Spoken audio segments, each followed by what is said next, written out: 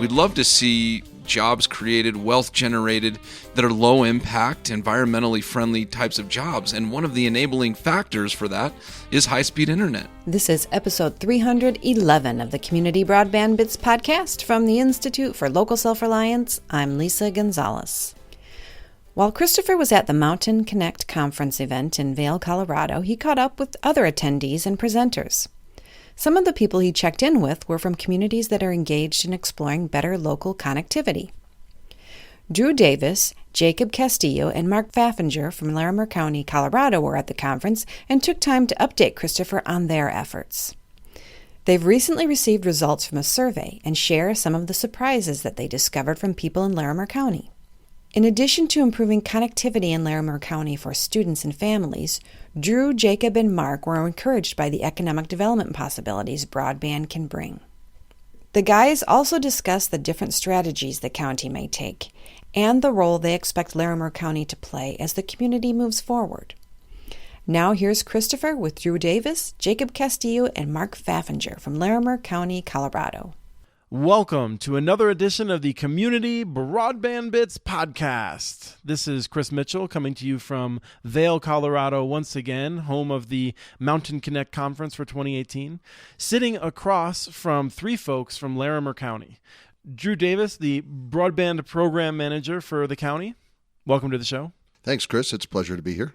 We've got Jacob Castillo, the Director of Economic and Workforce Development. Welcome to the show. Thank you. Pleasure to be here. And Mark Pfaffinger, who says he's not going to say much, but welcome to the show anyway. Famous last words. Thanks for having us. Mark is the CIO of the county. So I'd like to just start off by asking you, you don't have to do the explicit boundaries, but Larimer County, home to some of the big cities that we've been talking a lot about, Fort Collins, and then also a lot of our listeners are very excited about Loveland and Estes Park and what's going on there. I learned Windsor's doing something, but what's Larimer County like? Well, Chris, Larimer County is about 2,640 square miles. We're bigger than the state of Delaware. We have the metropolitan area, in quotes, on the Front Range with the city of Fort Collins, the city of Loveland. Smaller communities of Wellington and Timnath, more rural areas. And then the town of Estes Park, the gateway to Rocky Mountain National Park. So we're a pretty diverse county. We're down flats in the sagebrush at 4,500 feet. And then we have 14,000-foot peaks on the west portion of the county. And actually, we have one corner of the northwest corner of the county in the wintertime. You can't get there unless you drive through Wyoming to get there. So we're a pretty big place with diverse populations. Most of our population is down on the Eastern Plains in the Loveland, Fort Collins areas. It is interesting that we have so much going on in Larimer County among our municipalities. The city of Fort Collins has just issued bonds to move with their build for their city fiber project. City of Loveland is rapidly moving forward. I think they're getting ready to move into design. Town of Estes Park is through their design process, and I think they're working on determining their business model. And we're in Larimer County going, how are we going to provide services to our customers that always tell us, I live in the middle of nowhere. And our philosophy is that everywhere, somewhere, we just haven't figured out how we're going to get the service there. But that's part of our feasibility study we have going now. Thanks, Drew. Jacob, I'm curious if there's, a sort of a worry, frankly, that people will be flocking to these. I mean, some of these cities like Fort Collins, you're not just going to have a gigabit; you're going to have a choice of gigabit providers. So, is there sort of a sense of existential concern for the county? To frame this a little bit, we're located about 45 minutes north of the Denver metro area. Our MSA is about 250,000 people. We're expected to be a two-county region in northern Colorado of over 1 million people by 2040. And if I could just interrupt you for a second, I've been out here for 3 or 4 days. 1 out of 3 of the people I've met are from Minnesota. So I think most of my state seems to be coming to your state. Lots of Minnesotans, lots of Chicagoans, Iowans. So yeah, a lot of Midwesterners here. And I can't talk about in-migration without mentioning California and Texas, two other huge population centers that are moving into Colorado. So, as I was saying, we're expected to to be a million person metro area by 2040, just down the highway from the Denver metro area. And we are concerned that we're not going to have adequate infrastructure to accommodate that growth. We're a hot market now. We have an unemployment rate hovering right above 2%. We have a lot of challenges in northern Colorado that other areas of the country would love to have.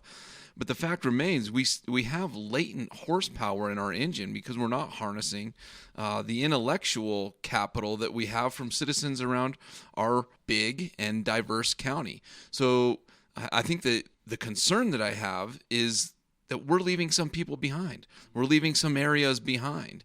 And, for a county that really focuses on trying to serve everyone in the county, not just the North Front Range, that's not good enough. So we need to find ways to do better. So I'm really curious because we have these conversations often with communities that are shrinking in population, and they're really worried they can't draw in new businesses because they don't have the fiber infrastructure, which is one of the main requirements a lot of businesses have. Do you find that in more rural parts of Larimer County, are you losing business potentially, or is the county just so hot that it's not as much of a concern? We're not losing businesses per se, but I don't think we're capitalizing on the opportunities that we have, particularly in the rural areas where people have moved there for the quality of life, the experience of living in the Rocky Mountains. We'd love to see jobs created, wealth generated in those settings that are low impact, environmentally friendly types of jobs. And one of the enabling factors for that is high-speed internet. So that's where I see a tremendous opportunity for us. Drew, do you want to jump in? If I may, Chris, anecdotally, and actually out of our recent market survey, we're seeing that the ability to have high-speed broadband to a premise is a deal breaker in the real estate market.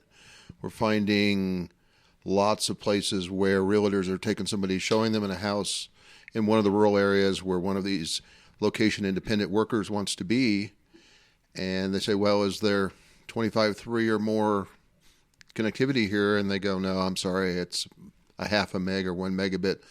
And they go, well, sorry, show me something else. And then we saw the same thing in our survey to our citizens as part of our broadband feasibility study, that it's definitely being identified as a deal breaker where people absolutely are going to have that. So if we're going to continue to have these independent workers in the remote areas in the county, we're going to have to figure out how to bring broadband to that area. Mark, I'm curious about the, in your role as CIO, are you limited in what you can do, or are you thinking about things you could do when you have a greater fiber infrastructure in a hopeful future? Being an internal CIO for all my career, it is expanding my viewpoints in terms of how we connect to the citizens of Larimer County. The role of government and how IT is connecting to the work that the county does is expanding. And we're finding ourselves being in a lot of conversations that we weren't in 5-10 years ago. And so as a CIO, I see a lot of opportunities. We're spread out throughout the county in very diverse ways. We have 20-some building sites all over the county with the same kind of issues with connectivity. We serve citizens in very rural areas where we could potentially improve our access to citizens through our web presence or other kind of telework kind of scenarios, to the point where, I'm all about serving the customers of Larimer County. And so whatever IT does enables our departments to do a better job. Fiber, high-speed broadband to all our communities just opens up many possibilities on how to expand our county. It takes, I don't know how many hours, it probably takes at least an hour and a half to drive from the far western corner of Larimer County into Fort Collins. That's a long day's trip just to go do your motor vehicle services or talk to the human service department or workforce development. I have to think there's public safety implications as well. I mean, not only do you have blizzards and things like that, but more concerning right now, you have fires. And whenever I talk to people in Washington State or California, they're excited about surveillance cameras on mountains and things like that to be able to try and catch these things early. Yeah, all those kind of technologies, you start opening up your possibilities. We're so far behind with the diverse rural areas where mountainous communities that we're just trying to get radio signal to areas that during our Hyde Park fire, we had large areas of the county where you couldn't even communicate. And so, we recently got through a NEPA study. We have tower access in very rural areas we didn't have. And I think the next level of that is that's not enough. We need real-time surveillance. We need data access to our parks and open lands. We need some automation capabilities to keep an eye on our public assets. One of the things you hear about Larimer County, one of the reasons I moved there 20 years ago, was the amazing outdoor recreation and resources that we have as a county. We're starting to, the need to put cameras, monitor, and keep eyes on that space because it is a public asset. It's becoming a big issue. So, Drew, I want to come back to you because you did a survey, and one of the things you found is that people, not just people who are moving into the area want better broadband, but people who already live there want better broadband. You overwhelmed the company that you were working with to do this survey. Chris, it was pretty amazing. We sat down and did the planning for the survey in December last year, and we thought we might get a 10, 12, best ever 15% response rate. We sent about 12,000, we had 12,000 properties that we had selected that were candidates to receive the survey, and they were a mix of both full-time residential and a fair number, probably 40%, are seasonal dwellings. We mailed 8,500 surveys out, thinking we'd get, 900 of them back. Turns out we got a 32% response rate on our survey. The things that I find that make that so amazing is that, one, it's a mail survey, and the research says, 10, 12, 15% on a good day. But the other thing is I was really surprised because we have the number of seasonal dwellings that we got responses for that. We put my phone number on the survey questionnaire, and I would get 1 or 2 phone calls a day from people saying, why did I get this survey? I live in this town, I live in this town, I live in Denver. And then when you bring them back and say it's because you own property in the survey area, said, oh, absolutely, let me fill this out and tell you what I really need in terms. So a lot of motivation from our constituents to be able to give us information. So we feel like we have a really good statistically valid snapshot of what the demands and the needs of our customers are. Well, there is a common belief among, I think, more often people on the East Coast, people in the capitals of the various states who I think have a elite view of rural areas. And they think people either don't want it or don't know what they do with it. I think that's changing a bit. I've been asking this question similarly for 5 or 6 years, and it's not as bad as it used to be. But what's your sense of people's desires in rural Larimer County? I think it runs the gambit, Chris. We have some folks that they want to go to their second property and they want to drop out from the world and enjoy their weekend. There's a lot of folks that want this kind of service so they can spend more time there.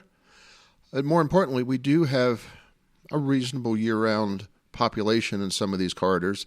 We have a little village called Red Feather Lakes, and we recently were able to work with them to take their very, very slow DSL service and get them 50 megs of fiber connection into their library. And one of the things the library does is has a pretty powerful access point on the outside. And was talking to the library director, and he says, yeah, I see people that are logged in going to school-related sites to 11, 12 o'clock at night. So what's happening is parents don't have the resources at their homes in the community, so they park in front of the library, and the kids do their homework on laptops with this Wi-Fi connection until they're done. And we're seeing that within the current school systems, we're part of the Poudre School District, which is a pretty big school district, and it's very well ranked, very well demanding, that if you don't have good, solid broadband connectivity, you're at a disadvantage for doing research, for submitting your homework and those things. So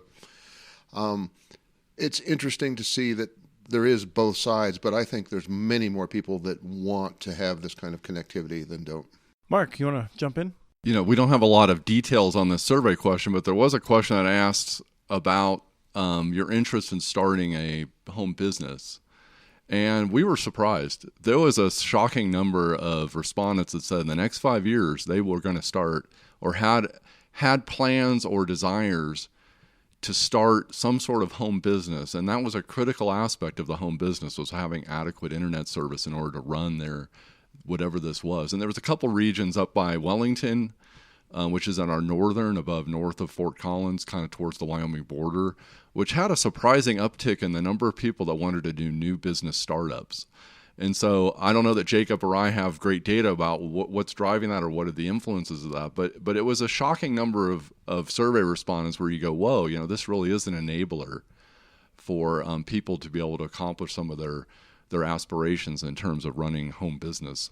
Jacob. Northern Colorado is an entrepreneurial area, and knowing that there are significant number of people in rural communities who are looking at home-based businesses or businesses that are only feasible or viable with the expansion of high-speed internet or broadband to their home is eye-opening to our policymakers, to our economic development partners. This is the kind of job creation and wealth generation that we want to see, low-impact job creation, but high-value job creation. It was an interesting finding. I think we'll do more work to unpack and uncover the nuances of that, what type of businesses, what are the demands that they'll need from the telecommunications infrastructure. The other piece that I think is worth noting is that we have Colorado State University within Larimer County, and we have a number of federal laboratories and research laboratories as well. And it's important for those researchers, professors, graduate students, et cetera, to have access to move data and information, not just streaming video and stuff like that. We're talking about very real, very large data sets that need to move across significant geographies, and that is only enabled through high-speed internet. So in addition to the entrepreneurial side of things, there's also this economic development component that is brought on by the movement of data, information creation, and it's just one of the things that we think we can do more and better with.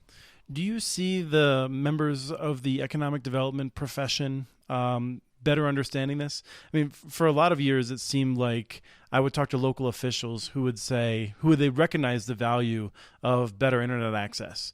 And they would take it to their economic development official, whether it's local or more regional, and the person might be not very technical and just want to run away from it and not deal with it. Is that changing? I think it's changing, and it's changing quickly. The economic development community is becoming more technical, more technologically savvy, and I think part of the reason economic developers are interested in this is for reasons I spoke about earlier. There's real jobs associated with the expansion of high-speed internet. There's real wealth.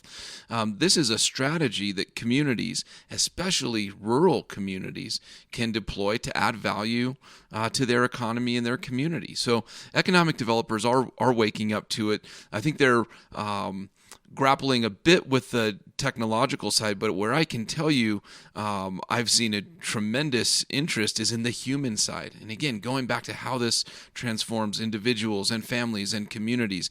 And I think economic developers have a very strong interest in seeing that type of investment in their community.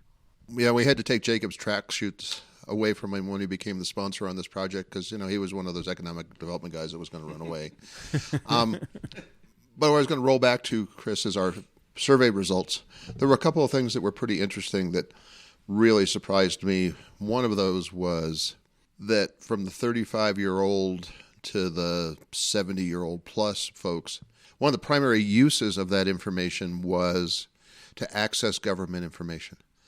It was in the 70-80% range of that's what they wanted to use that for. The other one is when we asked questions for education, I had expected to see primary education, high school education. Overwhelmingly, the majority use that the folks in this area was for continuing adult education was the use for the internet. So we found that very interesting that there really is a demand that it's not the school kids that really need to learn. It's those that are outside of the workforce or in the workforce that are trying to do continuing education, kind of this new model of work where I have to prepare myself for new things. So Larimer County has a number of competing priorities, I'm sure. If you'd gotten a 3% response rate as the broadband program manager, I can imagine that you'd be trying to make your case to the county commissioners and others. You have an overwhelming response rate. Does that give you sort of more responsibility and more power here as you try to figure out what to do? It seems like it's more of a priority perhaps than some realized. Chris, it quantifies what we've suspected through anecdotal information for a long time, that people want this. But there are competing priorities. We have a very strong need for mental health facilities and mental health treatment. We have a jail that's overcrowded. We have demands for streets and roads. I see these as sort of complementary things where we can take synergies between broadband connectivity, the need for mental health, telehealth facilities, helping to resolve some of the transportation issues by trying to provide alternative ways to deliver services and to move intellectual resources across to accomplish work. So a logical question then is, what's next? I mean, it doesn't strike me that the county is likely to just go out and start building a fiber network. I'm curious what options you're evaluating and what a timeline is for moving forward. Our plan as we went into our feasibility study with our provider was that we were very, very focused on not having any preconceived outcome, because we've all seen studies where the local entity goes in with an outcome and what do they get from the consultant but the outcome. Mm-hmm. So we've gone in with a very broad, open outcome. We've focused our study in some geographic areas that fits with, we had a mountain resiliency plan as part of our comprehensive plan for planning for the county. So we've aligned our study areas with the information we had from that. So we have the county broken up into geographic areas. We're going to see what the consultant comes back with. And it may be a single strategy. It may be multiple strategies. It may be hybrid strategies. There may be places we do nothing, depending on what comes back. We hope to have our study results November, December time to be able to form a strategy for what we're going to do to move forward. We have seen some counties that have just taken this on, sometimes through the CIO department. Mark, I'm curious what sort of options that you're thinking about, even as we're waiting for the results of the study to come in. There's some that are more likely than others, perhaps? Yeah, I think, even from the get-go of our study and talking with our commissioners, there's not a strong political interest to get into the utility business, to be an ISP and serve the Larimer County citizens. So a role of county government that comes up a lot in Larimer County is a facilitator. We're really the engine that helps make connections, that we're there to remove barriers, to be a facilitator of conversations between municipal, rural, electric, our customers who are citizens of Larimer County. And the commissioners really want to connect with their population and go, where can I make a difference? Short of running their own utility and ISP service. So I think what we see a lot are opportunities around how can we bridge the gap between middle mile connections, facilitating access to fiber, maybe to get to wireless access points for distribution. We have communities that are more mobilized and probably better candidates for pilot programs. So I think in the next step, we're really hoping something tangible comes out of this. The commissioners are chomping at the bit to go, what can we actually facilitate and make a meaningful connection to show a difference to the community? Because once they get tied into the community needs and interests, they're all over it. I mean, they're working on expanding I-25, which was a huge community need. They're looking at building, fixing some facilities issues, and I think this is just another part of the thing in their whole strategic plan. As an IT guy and a geek, I find this stuff kind of cool and fun, but I think realistically, there's partners out there that can do a better job than we can running a network, and so that's what we would look to do. You certainly have several options from City of Longmont, if they were interested, to multiple private companies, wireless and wired, certainly. So I've worked with communities that don't have that luxury, so it certainly gives you more options. Drew? If I can jump in, Chris, one of the things that I also wanted to mention is that Larimer County has built broadband into their strategic plan. We do 5-year strategic planning processes. We've just come off of one. We're beginning to do the second process. And in both of those plans, the ability to have broadband has been identified as a key goal within each of those strategic plans. And Jacob is our goal steward for economic development, which is where we've put broadband. What does that mean to put it in the strategic plan? I think some people are worried that in some of the communities I've dealt with, I think a strategic plan has worked very well. In other cases, it seems like an excuse for doing a minimum amount. That's a great question, and I think all of us have been part of organizations where you do a strategic plan every 1 year, 3 years, 5 years, and it never leaves the shelf for that period That's of a time. concern. The way Larimer County has approached strategic planning is that this is above and beyond the work that we're already doing, above and beyond the process improvements that we want to make, and it really does require added effort and added resources with regular check-ins with our elected officials, with county leadership. So there's when something goes into our strategic plan, there's a lot of attention drawn to it and resources allocated. So when Drew says this is part of the Larimer County strategic plan, it means it's resourced to some extent and has some political horsepower behind it to make it work. So we're confident that over the past 5 years and looking into the future 5 years that there are continued investments in exploring how we facilitate high-speed internet delivery to all of Larimer County citizens. Mark, I'm curious if there's anything as a CIO where you feel like it's easier to do because it's in the strategic plan, in the sense of maybe conduit or things like that. I'm not even sure if that falls under your department. We have a very diverse department of services. When it's in the strategic plan, we try to make tangible objectives associated with it. So you may start with the typical strategic plan statement around broadband or economic development, but we actually try to define specific tangible objectives. One of those is looking at when we do road work, which is in the public workspace, maybe that's an opportunity to get some conduit or other mechanisms there to be prepared when the opportunities arise to be able to make that connection. We're partnering very closely, not just in IT, but in the engineering department and road and bridge and a lot of those other areas of planning to relook at our code. IT is simply a facilitator, I think, at the end of the day. There's a lot of players that have as much or more influence in doing things down the road or planting seeds or preparing for the future as we have. The strategic plan has a commissioner sponsor. And if no one's willing to pick it up, it doesn't go on the strategic plan. So we have a political connection to the board. There's somebody watching over these, and there's stewards of each of the objectives. I don't know yet if IT is going to have any objectives. It really depends on what our next 5-year plan looks like. If it is, then we'll take it on, and hopefully we'll find a bunch of partners to help us with it.